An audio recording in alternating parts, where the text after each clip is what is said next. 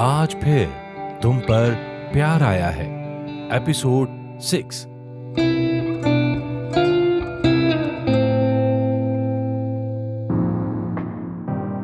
कुछ कहते हैं जिंदगी किस्मत का खेल है, कुछ मानते हैं हम अपनी किस्मत खुद बनाते हैं। पर सच्चाई दोनों के बीच में कहीं है और हर इंसान की अपनी सच्चाई होती है। कुछ की जिंदगी में किस्मत ऐसा खेल खेलती है कि वो कुछ कर ही नहीं पाते और कुछ वाकई अपनी जिंदगी की कहानी खुद लिखते हैं। कई बार ये कहानी सच्चाई से लिखी जाती है, कई बार छल कपट से। कामनी ऐसी ही कोशिश कर रही है। वो अपनी किस्मत बनाना चाहती है। उसकी नजर राहुल सिंघानिया की दौलत पर है। राहुल आसान शिकार इसलिए क्योंकि उसके माता पिता का देहांत हो गया है, उसके पास ज्यादा दोस्त नहीं है और उसके पास जिंदगी का अनुभव भी नहीं है। यही सोचकर कामनी ने अपनी किस्मत खुद बनाने की ठान ली। उसने कई महीनों तक एक एक कदम सोच समझकर बढ़ाया। अब वो राहुल के बहुत करीब पहुंची थी, लेकिन तभी किस्मत ने खेल कर दिया। उसे एहसास ही नहीं था कि राहुल के पास सच्चाई परखने के लिए पिता की दी तीसरी आंख है, जो उसे मुसीबतों से बचा रही है। लेकिन इस वक्त तो मुश्किल राहुल सिंघानिया के सिर पर खड़ी थी।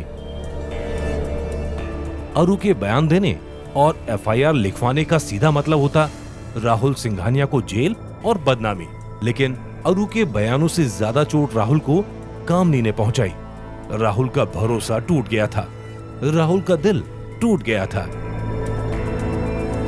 राहुल को ऐसा झटका लगा कि उसका विश्वास हिल गया। आधी रात से ज्यादा का वक्त हो रहा था। राहुल जीतू काका के कमरे में गया।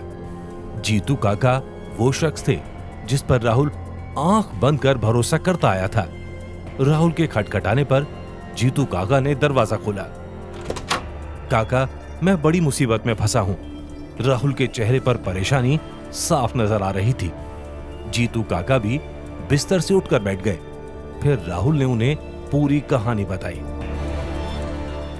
जीतू काका ने तुरंत एडवोकेट गोपाल शाह की याद दिलाई, जो राहुल के पिता के अच्छे दोस्त थे। जीतू काका के कहने पर ही रात को ही राहुल ने फोन पर बात की। गोपाल शाह ने राहुल को फोन स्विच ऑफ कर तुरंत ऑफिस आने को कहा। राहुल वकील गोपाल शाह के ऑफिस में गया, जहां गोपाल शाह राहुल के लिए तैयार बैठे थे। वो राहुल से पहले ही ऑफिस पहुंच चुके थे। उन्होंने वकालतनामा भी तैयार कर लिया था। राहुल के दाखिल होते ही उन्होंने केस से जुड़ी सारी जानकारी हासिल की और एक एक डिटेल कागज पर लिख डाली। उसके बाद उन्होंने कुछ सलाह राहुल को देनी शुरू कर दी। तुम्हारे गायब होते लोग तुरंत ही अपने प्लान पर अमल शुरू कर देंगे, लेकिन घबराने की नहीं, सावधान रहने की जरूरत है। 1 महीना बिल्कुल छिपकर बिताओ, या फिर तब तक जब तक मैं तुम्हें सामने आने को ना कहूं। तब तक 7 सलाह तुम मेरी मानना। सलाह नंबर 1, पूरी कोशिश करो कि किसी को तुम्हारी लोकेशन ना पता चले। मोबाइल बंद रखना, घर पर फोन करने की गलती मत करना। सलाह नंबर 2, पूरी कोशिश करो कि तुम्हें कोई पहचान न सके। सबसे पहले ये दाढ़ी हटाओ ताकि पहचान मुश्किल हो सके। सलाह नंबर 3, अगर लगे कि किसी ने पहचान लिया है तो तुरंत ही लोकेशन बदल दो। सलाह नंबर 4, नया नंबर लेने या कहीं रहने के लिए ये आधार कार्ड अपने पास रखना ताकि तुम फंसो ना। सलाह नंबर 5, जो भी बात होगी वो व्हाट्सएप पर होगी, फोन पर नहीं। सलाह नंबर 6, अपने साथ कैश रखना। एटीएम या ऑनलाइन ट्रांजैक्शन 1 महीने तक बिल्कुल नहीं। सलाह नंबर 7, तुम विदेश चले जाओ या फिर किसी दूर दराज के इलाके में जहां आमतौर पर तुम नहीं जा सकते। कहां जा रहे हो अब ये मुझे भी मत बताना।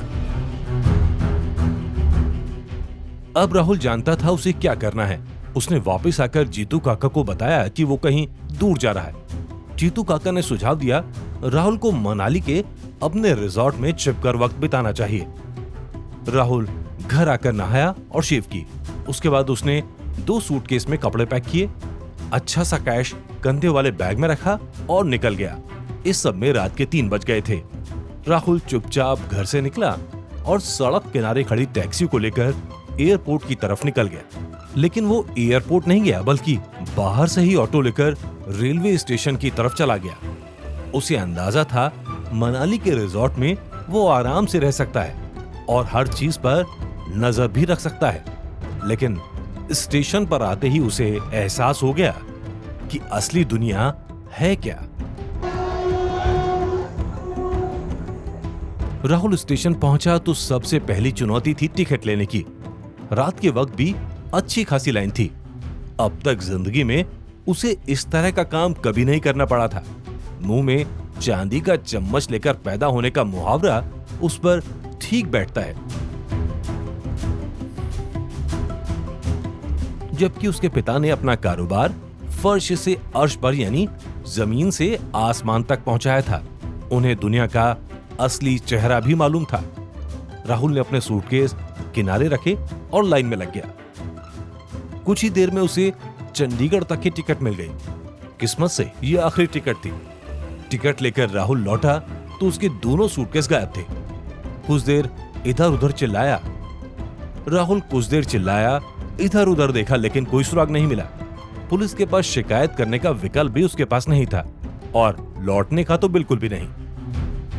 कुछ देर स्टेशन पर राहुल चीखता चिल्लाता रहा, लेकिन सामान उड़ाने वाला कहां वापस करने वाला था। इतना ही नहीं, आसपास के लोगों ने उसे डांटना भी शुरू कर दिया। इतने बड़े हो गए हो, अपना सामान भी संभाल कर नहीं रख सकते। एक बोला, मैं टिकट ले रहा था। राहुल ने लाचारगी से बोला, ओ तो सूटकेस अपने साथ क्यों नहीं रखा? दूसरे ने डांटा, पैसा वैसा तो नहीं था ना उसमें? तीसरे ने सवाल किया। राहुल बात को बढ़ाना नहीं चाहता था, इसलिए खामोशी से अपनी ट्रेन का इंतजार करने लगा। सुबह 5 बजे की ट्रेन थी। उसके पास अब भी वक्त था। राहुल ने कुछ किताबें खरीदी, एक कॉफी ली। 50 रुपए। कॉफी देने वाले ने कहा, बस 50 रुपए? राहुल ने कहा, क्या मजे ले रहे हो, महंगाई है तो रेट तो बढ़ाना ही पड़े ना। कॉफी वाले ने कहा। राहुल ने चुपचाप कॉफी ले ली। उसे ये सस्ती इसलिए लगी क्योंकि वो कॉफी के लिए 500 रुपए प्लस टैक्सेस चुकाता आया था। इधर राहुल कॉफी की चुस्कियां ले रहा था, वहीं कामनी की नींद सूरज उगने से पहले ही खुल गई। रात भर किलसते किलसते कुछ ही घंटे सो पाई थी। उसे लगा राहुल के पास जाकर एक चांस और मारना चाहिए। वो उसी लंबी सी पिंक टी शर्ट में राहुल के कमरे की तरफ बढ़ी, लेकिन राहुल का कमरा लॉक था। उसने दरवाजा खटखटाया। राहुल, राहुल, राहुल, कामनी ने धीमी आवाज में कहा, लेकिन कमरे के अंदर से कोई आवाज नहीं आई। अब कामनी ने थोड़ा तेज दरवाजा खटखटाया। राहुल, राहुल। कामनी राहुल को जगा रही थी। उसे तो एहसास ही नहीं था कि रातों रात राहुल ने उसके चंगुल से निकल जाने का फैसला किया था। कामनी जब तक सोकर उठी, सारी चीजें बदल चुकी थी। अब कामनी को 2 तरह की चिंताओं ने घेर लिया। कहीं बदनामी के डर से राहुल ने कुछ कर ना लिया हो, और दूसरा ये, कहीं राहुल चुपके से निकल ना गया हो। दोनों ही तरीकों में उसका नुकसान था। ये चिंता आते ही कामनी ने दरवाजा पीटना शुरू कर दिया। जीतू काका उठे हुए थे, लेकिन वो उन आवाजों को अनसुना कर रहे थे। लेकिन चीखना चिल्लाना बढ़ा तो जीतू काका भी उठकर आए। क्या हुआ मैडम? जीतू काका ने कहा। राहुल दरवाजा नहीं खोल रहा है, कामनी ने कहा। शायद गहरी नींद में सो रहे होंगे। ज्यादा पी लेने पर बाबा गहरी नींद में सोते हैं, जीतू काका ने कहा।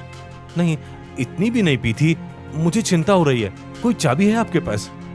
कामनी ने कहा। नहीं मैडम, बाकी घर की चाबियां हैं, लेकिन उनके कमरे की चाबी हमारे पास नहीं है, जीतू काका ने फिर झूठ बोला। कामनी ने कुछ सोचा और फिर फोन मिलाना शुरू कर दिया, लेकिन फोन स्विच ऑफ जा रहा था। मुझे कुछ गड़बड़ लग रही है, किसी ताला खोलने वाले को बुला लीजिए, कामनी ने कहा। आप बेकार चिंता कर रही हैं, सुबह तक उठ जाएंगे, ऐसा पहले भी होता रहा है, जीतू काका ने कहा। नहीं, आजकल वो बहुत ज्यादा टेंशन में है। कल ही मुझसे सुसाइड की बातें कर रहे थे, इसीलिए मुझे चिंता हो रही है, कामनी ने भी दाव चला। ओह ऐसा है, तो रुकिए, मैं एक ताले वाले को जानता हूं, बुलाता हूं उसे। जीतू काका कहकर अपने कमरे में चले गए। वो ज्यादा से ज्यादा वक्त बिताना चाहते थे। वहीं कामनी ये काम जल्द से जल्द करना चाहती थी, क्योंकि राहुल के हाथ से निकलने का मतलब था उसका पूरा प्लान चौपट होना। उसने जीतू काका पर यकीन नहीं किया। तुरंत ही कुछ फोन मिलाए और दरवाजा खोलने या तोड़ने की कोशिशें शुरू कर दी। जल्दी कामनी को पता लग जाएगा कि राहुल कमरे में नहीं है। वहीं राहुल अब तक स्टेशन पर ही बैठा है। वक्त की इस जंग में किसकी होगी जीत, जानेंगे अगले एपिसोड में।